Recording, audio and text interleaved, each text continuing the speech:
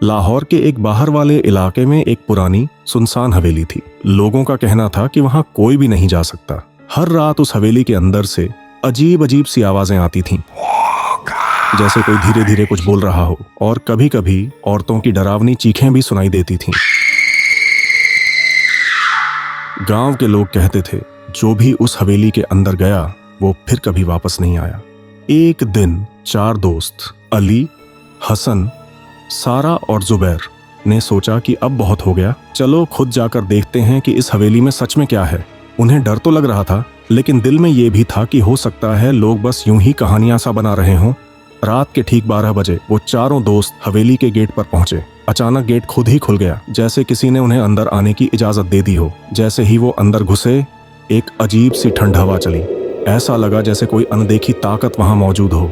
हसन ने कहा, ये बस हमारा वहम है। जैसे ही वो हवेली के अंदर दाखिल हुए और सीढ़ियां चढ़ने लगे, फिर वो चारों हवेली के अंदर पूरी तरह दाखिल हो चुके थे। अब पीछे लौटना मुमकिन नहीं था।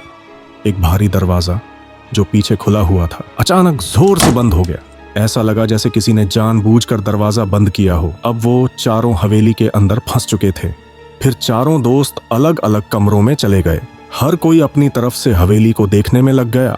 जैसे ही सारा कमरे में गई, सारा ने एक कोने में किसी को खड़ा देखा, लेकिन जब टॉर्च की रोशनी डाली वहां कोई नहीं था। उसी वक्त जुबैर को ऐसा लगा जैसे किसी ने उसके कंधे पर हाथ रखा हो और बहुत नजदीक से सांस ले रहा हो।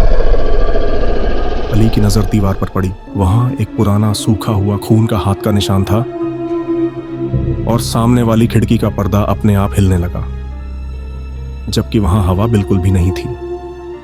चलो यहां से निकलते हैं, जुबैर जोर से चिल्लाया। चारों दरवाजे की तरफ भागे, लेकिन जैसे ही दरवाजा नजदीक आया, एक बड़ा काला साया दरवाजे के सामने खड़ा हो गया और जैसे उसे देखकर वो बाहर नहीं जा पा रहे थे।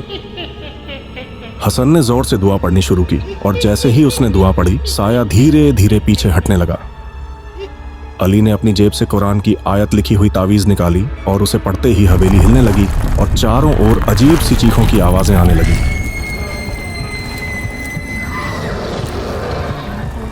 अचानक दरवाजा जोर से खुल गया और सब डरते हुए बाहर दौड़ पड़े। जैसे ही वो बाहर आए, हवेली एक जोरदार धमाके से हिल गई और फिर अचानक अंधेरे में गायब हो गई। अब वहां कुछ नहीं बचा था, बस सन्नाटा था। अगले दिन जब वो दोबारा उस जगह गए तो वहां न कोई हवेली थी और न ही उसका कोई निशान। तो फिर वो क्या था?